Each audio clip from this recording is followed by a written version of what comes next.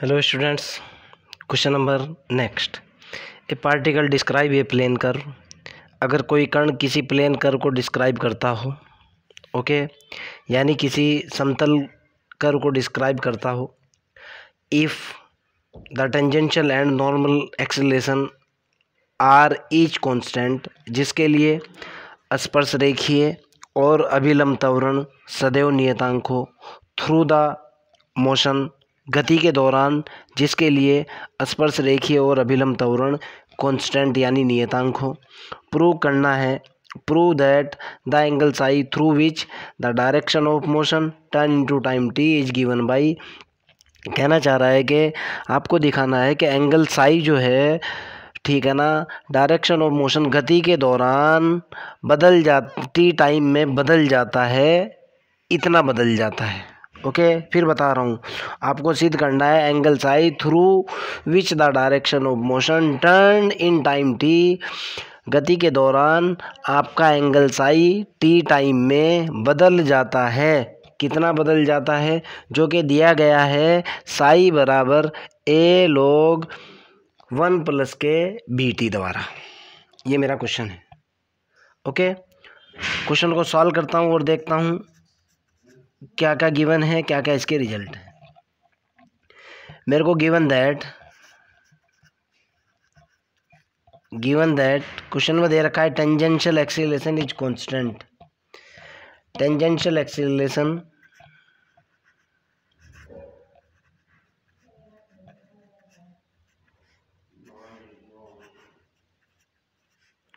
Is equal to कितना होता है? आपको भी पता है कि d v over D t होता है। मैंने इसको क्या मान लिया? D v over D t बराबर मैंने मान लिया लैम्बडा। मैंने ये सपोज किया ये कांस्टेंट है और ये कांस्टेंट गिवन है। क्लियर है ना? और सपोज दैट ये इक्वेशन 1 है। नॉर्मल एक्सीलरेशन की बात करता हूँ। नॉर्मल एक्सीलरेशन भी मेरे को कांस्टेंट गिवन है। गिवन दैट नॉर्मल एक्सीलरेशन, जो मेरा नॉर्मल एक्सीलरेशन है, अभिलंब त्वरण है, नॉर्मल एक्सीलरेशन बराबर होता है वी स्क्वायर अपॉन रो के। ये मैंने क्या किया, सपोज किया ये म्यू के बराबर है और ये भी मेरे को कांस्टेंट गिवन है। क्वेश्चन पढ़ो आप। Tangential and normal acceleration each of constant. Clear है ना? सपोज दैट ये मेरी इक्वेशन नंबर 2 है। अब मैं इक्वेशन नंबर 1 उठाऊंगा फ्रॉम फर्स्ट इक्वेशन 1 से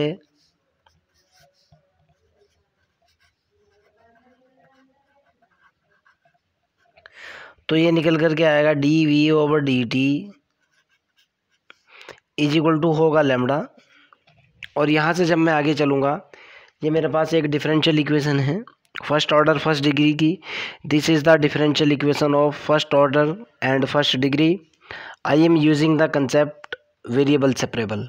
मैंने इसके अंदर वेरिएबल सेपरेबल का यूज़ किया। वेरिएबल को मैंने क्या किया, सेपरेट किया। तो ये निकल करके आया d we is equal to, इधर हुआ d we is equal to हुआ मेरे पास लैम्बडा डी टी। मैंने दोनों तरफ इंटीग्रेट किया। ओके, मैं कह रहा हूँ integrate both side.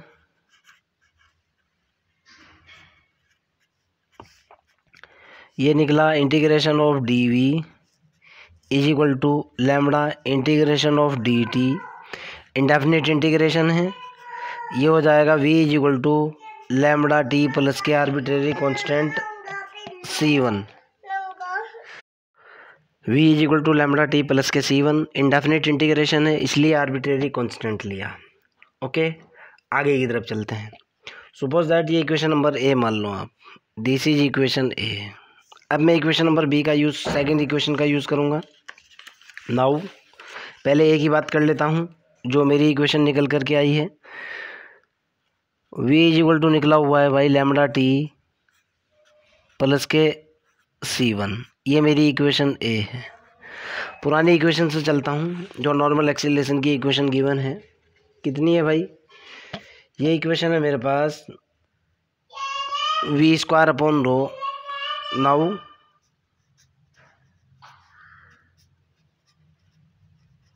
From second equation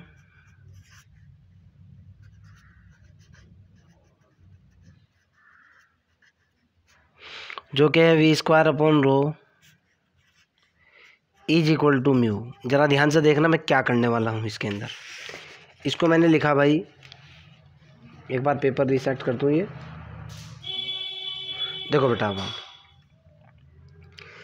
इसको मैं लिख सकता हूँ, चूँकि v बराबर क्या होता है, v बराबर होता है मेरे पास ds ओवर dt, और रो बराबर होता है मेरे पास D psi over D T, rho बराबर होता है D S over D psi. दो बेसिक फार्मूले होते हैं, मैं दोनों बेसिक फार्मूलों का यूज़ करूँगा और रिजल्ट निकालूँगा। इसको मैंने लिखा v into v upon rho is equal to mu. इसका मतलब क्या निकला, ये v तो मेरा as it is, into v की वैल्यू डाली मैंने d S over D t, upon rho की वैल्यू डाली मैंने d S over D psi is equal to mu. D s से मेरा डी एस कैंसिल हो चुका और ये ऊपर पहुंच गया, निकल कर क्या v into d psi over D t is equal to कितना निकला, म्यू। आपके सामने ये एक डिफरेंशियल इक्वेशन है, मैं वेरिएबल सेपरेबल का कंसेप्ट लगा रहा हूँ। ये निकल कर क्या d psi is equal to mu upon v into d v, sorry into d t. कोई दिक्कत तो नहीं है। और मैंने v की वैल्यू डाली। मैं कह रहा हूँ सपोज दैट ये इक्वेशन नंबर b है। मैं कह रहा हूँ putting v is equal to lambda t plus के c1 इन b इक्वेशन।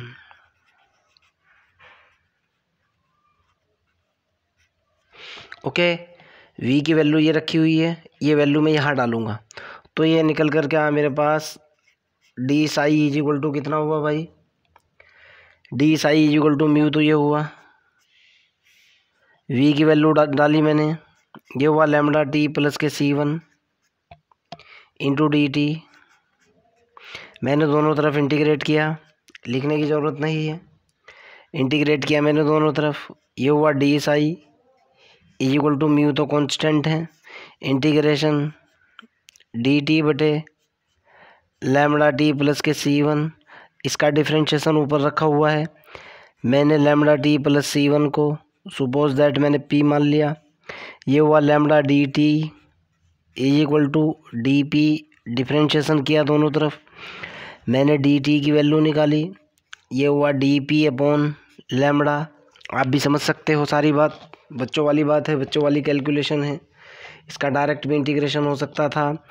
यहाँ से जब मैं इसको इंटीग्रेट करूँगा ये तो निकल कर के आया साई इज इक्वल टू, ध्यान से देखो, लैम्डा टी प्लस c1 को मैंने p सपोज किया। मैं कह रहा हूँ suppose that lambda t plus c1 is equal to p, differentiate both side with respect to t या विद रिस्पेक्ट टू p, कोई फ़र्क नहीं पड़ने वाला।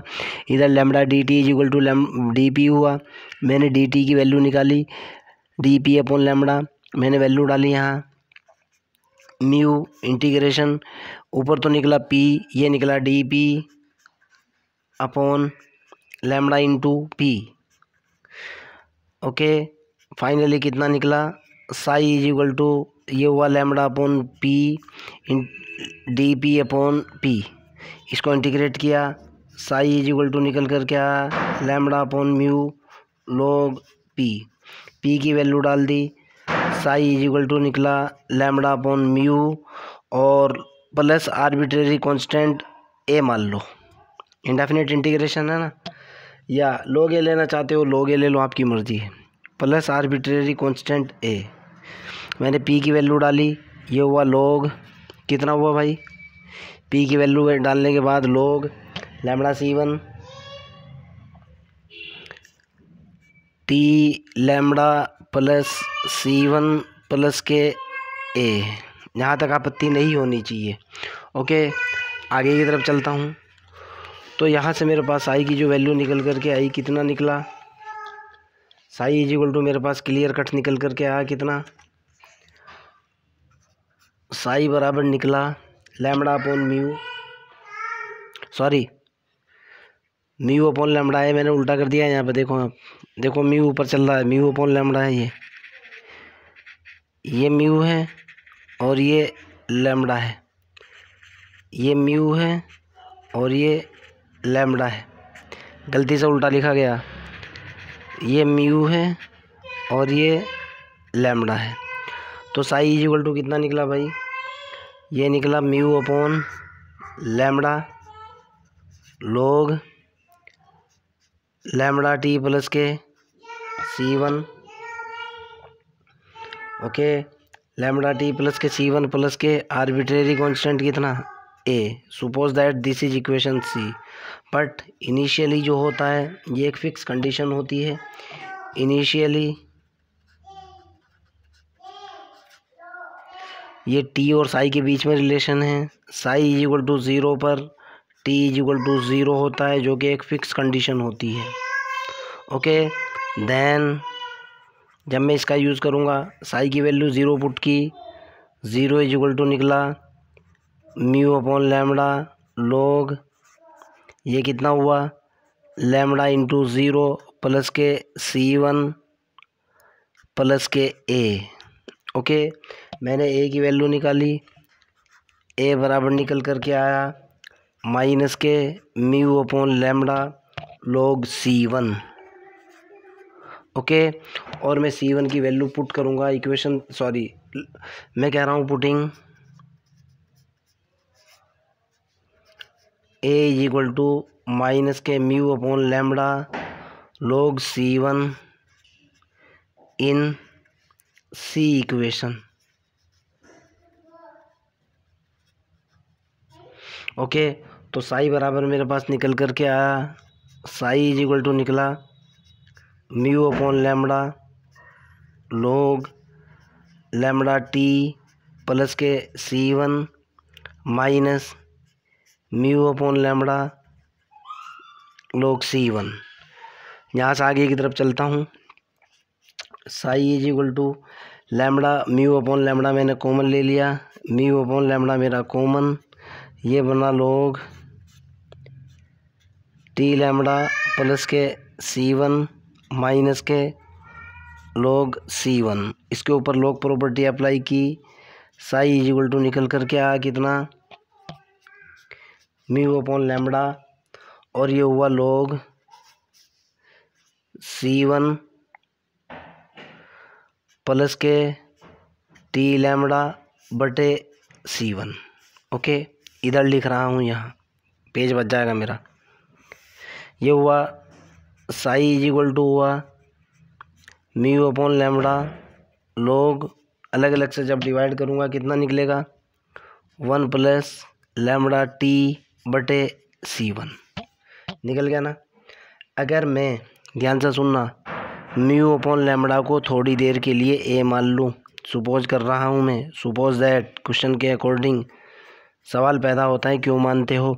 म्यू कांस्टेंट है, लैम्बडा कांस्टेंट है, constant divided by constant is constant. और दूसरा कांस्टेंट मेरे पास है क्या? मैं लैम्बडा अपॉन C1 को सपोज दैट नया कांस्टेंट B मान लूँ, ओके। इसको मैं नया कांस्टेंट सपोज कर लूँ, कोई दिक्कत वाली बात नहीं है। आंसर तो आपका ये आ ही गया है, मैचिंग करने वाली बात है। तो साई इज इक्वल टू हो जाएगा, ये तो हो जाएगा A, आगे होगा लोग, ये होगा 1 प्लस के B into T, lambda upon C2, B हो जाएगा B इंटू टी। और यही जो है आपको प्रूफ करना था, हैंस प्रूफ, ओके। मैं आपको दिखा रहा हूँ, क्या यही प्रूफ करना था आपको? अभी देखते हैं। देखो भाई, साई का जो रिजल्ट है आपको प्रूफ करना था, ये तो मेरे पास रिजल्ट निकल कर के आया है, और ये आपको प्रूफ करना था, दोनों सेम। फिर भी आपका कोई डाउट हो तो कमेंट बॉक्स के अंदर क्वेश्चन को डालिए, I will help you. Question number next, कहना चाह रहा है ए पार्टिकल डिस्क्राइब ए साइक्लियोड, एक पार्टिकल एक साइक्लियोड बनाता है विद यूनिफॉर्म स्पीड, पार्टिकल की स्पीड यूनिफॉर्म है। प्रूव दैट तो normal acceleration at any point, आपको दिखाना है कि नॉर्मल किसी बिंदु के ऊपर नॉर्मल एक्सीलरेशन क्या है, varies inversely as the square root of distance from the base of cycloid, cycloid के आधार से जो दूरी है साइक्लियोड के आधार से जो दूरी है नॉर्मल एक्सीलरेशन उसके स्क्वायर रूट के व्युत्क्रमानुपाती है। वेरीज इन्वर्सली का मतलब होता है व्युत्क्रम अनुपाती है। ओके, यानी नॉर्मल एक्सेलरेशन व्युत्क्रम अनुपाती है स्क्वायर रूट ऑफ डिस्टेंस के, ठीक है ना, दूरी के वर्गमूल के समानुपाती है फ्रॉम द बेस से। ध्यान से सुनना भाई, आप इस चीज़ को बहुत अच्छे तरीके से जानते हैं कि ये आपका एक्स एक्सिस और वाई एक्सिस होता है। सपोज दैट ये आपका एक्स एक्सिस है, ये आपका ओरिजिन पॉइंट है और ये आपका वाई एक्सिस है। अगर मैं इसके ऊपर साइक्लियोड बनाता हूँ तो साइक्लियोड की सिचुएशन इस तरह से होती है, ये मेरा साइक्लियोड होता है और ये उसका बेस होता है। ओके, इस तरह का ग्राफ बनता है साइक्लियोड का। मान लिया जाए किसी टाइम टी पर, ध्यान से सुनना, और ये आप जानते हो कि ये वाली जो दूरी होती है ये होती है 2a। ओके, कोई दिक्कत तो नहीं है। ये दूरी कितनी होती है, ये होती है 2a। किसी टाइम t पर साइक्लियोड जो है पॉइंट जो साइक्लियोड के ऊपर जो पॉइंट है वो किसी टाइम t पर पॉइंट p के ऊपर है यहाँ। ओके भाई, एक पार्टिकल जो डिस्क्राइब कर रहा है किसी टाइम t पर पार्टिकल की पोजीशन कहाँ है, p है। ओके, अगर पार्टिकल की पोजीशन p है तो मैंने इसके ऊपर एक टेंजेंट डाली, ये हुई मेरी टेंजेंट, और आपको पता है टेंजेंशियल एंगल ये वाला एंगल होता है साई, आप इस चीज़ को जानते हो, this is tangential angle Sai. Clear, और आगे की तरफ चलते हैं। फिर मैंने क्या किया, यहाँ से सपोज दैट मैंने इसके ऊपर एक परपेंडिकुलर डाला और पी से ओ की दूरी ये मैंने मान ली एस, आपको भी पता आर्क लेंथ ऐसी होती है, ये तो जानते ही हो। और पी से मैंने इसके ऊपर एक परपेंडिकुलर डाला, ये वाला परपेंडिकुलर डालने के बाद इस पॉइंट को मान लिया मैंने एम, ये पी है ही, ये वाला पॉइंट मान लिया मैंने एन, और पी एम जो दूरी है ये मान ली मैंने वाई। क्यों, इसके अंदर वेरिएशन भी हो सकता है, ग्राफ बढ़ भी सकता है, घट भी सकता है, ऊपर नीचे ऐसे भी हो सकता है। ये वाली दूरी मान ली मैंने वाई। ओके, यहाँ से यहाँ तक की। अब मेरे को जो दिखाना है, पहले ये तो आपकी समझ में आ चुका होगा, पार्टिकल अगर ऐसे इस डायरेक्शन में प्रोजेक्ट हो रहा है और पार्टिकल की वेलोसिटी v है, ये तो क्वेश्चन के अंदर दिया हुआ है ही। आगे की तरफ चलते हैं, मैं क्वेश्चन को सॉल्व करता हूँ। पहले ये देखो आपको निकालना क्या है, मेरे को प्रूफ करना है, शॉर्ट में लिख रहा हूँ, normal acceleration inversely proportional to 1/√NP, आपको ये प्रूफ करना है। ओके, ये जो NP है साफ साफ कह रहा है normal acceleration at N varies inversely as the square root of distance, दूरी के वर्गमूल के व्युत्क्रमानुपाती है नॉर्मल एक्सीलरेशन। ओके, ये आपको क्या करना है, टू प्रूव दिस, पहले तो ये देख लो आपको निकालना क्या है, टू प्रूव दैट। समझ आती है मेरी बात। अब मैं क्वेश्चन की तरफ चलता हूँ और क्वेश्चन को हल करने की कोशिश करता हूँ। ग्राफ क्लियर हो चुका होगा। वी नो दैट, हमारे पास फार्मूला क्या होता है भाई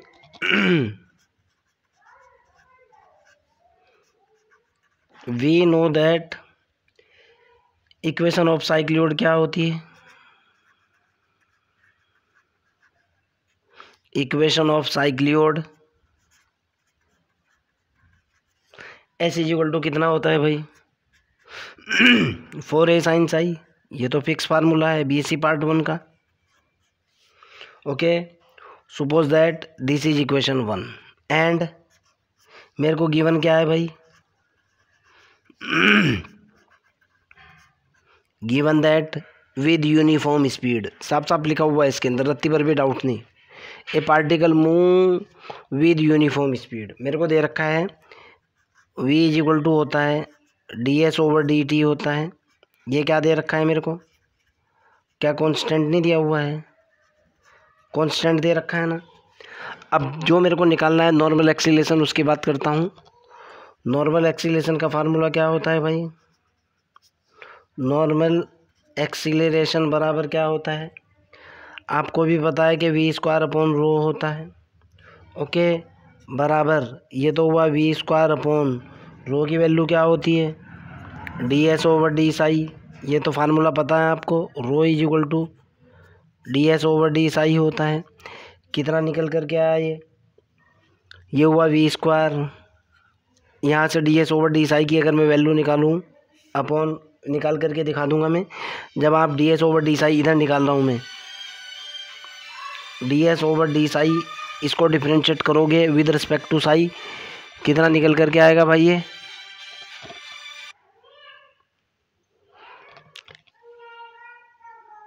ये निकल करके आएगा मेरे पास कितना, जब इसका साई के रिस्पेक्ट में डिफरेंशिएट करोगे, ये होगा 4a cos psi. Okay, space कम होने की वजह से मैंने यही के यही निकाल दिया। साई के रेस्पेक्ट में इसको डिफरेंशिएट करो, ds/d साई की वैल्यू निकालो, 4a cos साई हो जाएगा। तो मैंने इसकी वैल्यू डाली, ये कितना हुआ भाई? 4a cos Sai. आगे की तरफ चलते हैं, यहाँ से इसी को हल करूँगा। पहले मैं नॉर्मल एक्सीलरेशन की बात करूँगा। ये हुआ normal acceleration. Normal acceleration is equal to, ये तो v² है, अपॉन ये हुआ 4a cos साई को लिख सकता हूँ √1 - sin² साई। इसमें आपको कोई आपत्ति नहीं होनी चाहिए, बट मेरे को कितना दिया हुआ है ध्यान से देखना। अब आपको दिया हुआ क्या है, but s is equal to फार्मूले में क्या है? 4a sin Sai. आप यहाँ से sin साई की वैल्यू निकालो, sin साई की वैल्यू निकली s/4a। नॉर्मल एक्सीलरेशन के अंदर मैं इसको पुट कर रहा हूँ। Okay, now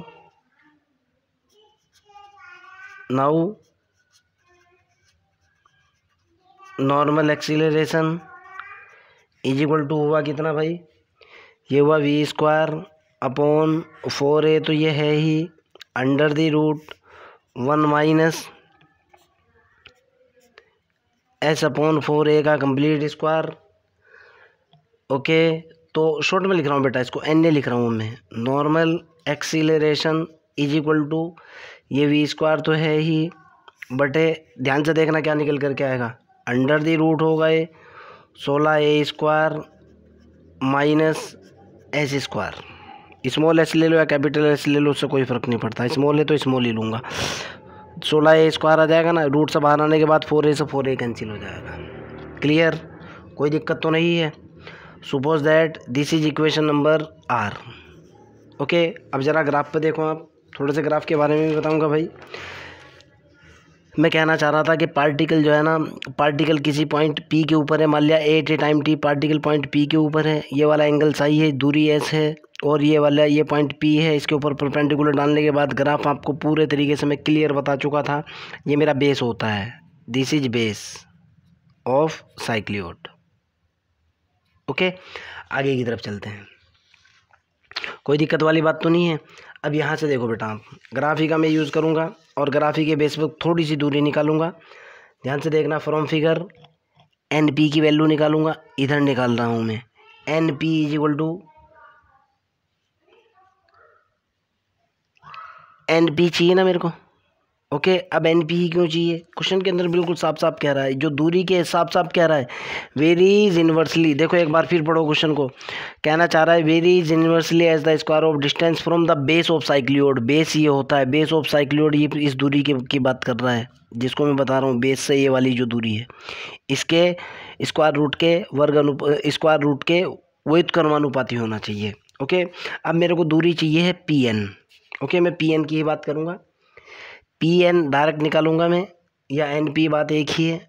PN is equal to कितनी होगी भाई? ध्यान से देखना आप, ये बराबर हो जाएगी MN माइनस PM। टोटल दूरी के अंदर से अगर मैं PM घटा दूंगा, ऊपर वाली बच जाएगी, ये वाली देखो आप। But PN is equal to कितना है, कितनी है भाई? PN इज इक्वल टू कितनी है? सॉरी, PN की बात नहीं कर रहा हूँ, मैंने गलत लिख दिया है। P N is equal to, ये हुआ मेरे पास M N minus P M, P M की दूरी है वाई, चूँकि एम एन बराबर कितना है, ये वाली दूरी और ये वाली दूरी दोनों बराबर हैं, M N is equal to 2 है, ए है, तो P N is equal to कितना निकल गया, एम एन की वैल्यू डाली 2a माइनस के वाई। क्लियर। एंड साइक्लियोड का फार्मूला क्या होता है, साइक्लियोड के लिए हमारे पास फार्मूला होता है s square is equal to 8ay। ये एक साइक्लियोड के लिए फिक्स फार्मूला होता है जिसके अंदर मैं भी कोई चेंज नहीं कर सकता। ओके, ये साइक्लियोड का बिल्कुल फिक्स फार्मूला होता है, जैसे s square s is equal to 4a sine सा, ये एक फिक्स फार्मूला है, और मेरे को पी एन निकालना था, पी एन की वैल्यू में निकाल चुका। ओके, कोई दिक्कत वाली बात नहीं है, दोनों फार्मूले फिक्स होते हैं। कौन कौन से, एक तो ये वाला फार्मूला बिल्कुल फिक्स होता है, स्टैंडर्ड इक्वेशन है, और ठीक इसी तरीके से साइक्लियोड के लिए s square is equal to 8ay एक फिक्स फार्मूला होता है। ओके, नाउ पुटिंग, क्या पुट कर रहा हूँ मैं, s square is equal to 8ay in our equation के अंदर पुट कर दिया मैंने, तो मेरा नॉर्मल एक्सीलरेशन कितना हुआ भाई, एन ए बराबर हुआ कितना, वी स्क्वायर बटे under the root 16a square minus s square की वैल्यू कितनी है 8ay। ओके, अब मैंने यहाँ से क्या किया, मैंने कॉमन लिया 8a और इसको आगे हल किया, ये मेरे पास निकल कर के आया normal acceleration n A is equal to, ऊपर तो हुआ v square divided by under the root 8a मैंने कॉमन ले लिया, ये हुआ 2a माइनस के वाई। बट ध्यान से देखना आप, 2a माइनस के वाई क्या है, 2a माइनस के वाई, 2a माइनस वाई बराबर है pn, यही है ना। इसी कंसेप्ट का मैं यूज़ करूँगा और अगले वाला रिजल्ट कैलकुलेट करूँगा। तो यहाँ से मेरे पास रिजल्ट निकल करके कितना आया भाई, ध्यान से देखना है अब आपको। तो यहाँ से निकल करके आया normal acceleration n A is equal to, ये तो हुआ v square upon under the root, ये हुआ 8a इंटू पी एन या एन पी एन। ध्यान से सुनना, क्वेश्चन के अंदर साफ साफ लिखा हुआ है with uniform speed a particle describe a cycloid with uniform speed, और मैंने ये दिया हुआ है, मैं जो दिया हुआ है लिखा हुआ भी है मैंने, v is equal to d S over D t is equal to constant, ये मेरे को गिवन है। अब एक बात बताऊँ आप, ये वाली क्वांटिटी कॉन्स्टेंट, नीचे 8 है कॉन्स्टेंट, ऊपर दोनों की दोनों कॉन्स्टेंट है ना। अब अगर एक क्वांटिटी प्रोपोर्शनल टू दूसरी क्वांटिटी के है तो इसको मैं ऐसे ही लिखता a बराबर k इंटू बी, तभी तो मैं बोलता हूँ अगर a बराबर k इंटू बी है तब मैं कहूँगा a directly proportional to b है। अगर a directly proportional to b है तब मैं इसको लिखता हूँ a बराबर k इंटू बी, जहाँ k को मैं कहता हूँ k कॉन्स्टेंट है। अब यहाँ से सोच करके देखो आप, जो मेरा नॉर्मल एक्सीलरेशन है, this implies that normal acceleration क्या directly proportional 1 upon under the root N P नहीं है क्या, ये कांस्टेंट, ये कांस्टेंट देखो आप, 8a तो कांस्टेंट है, वी स्क्वायर भी कांस्टेंट है, तो इस कांस्टेंट के बराबर मानने के बाद इसको मैं क्या लिख सकता हूँ, N A is directly proportional to 1 upon N P, और मैं कह भी रहा हूँ मेरे पास V square upon under the root 8a constant है। ओके, और यही मेरे को प्रूफ करना था, हैंस प्रूफ। क्लियर। फिर भी अगर आपका कोई डाउट है, कोई प्रॉब्लम है, कमेंट बॉक्स के अंदर क्वेश्चन को डालिए, I will help you. Bye.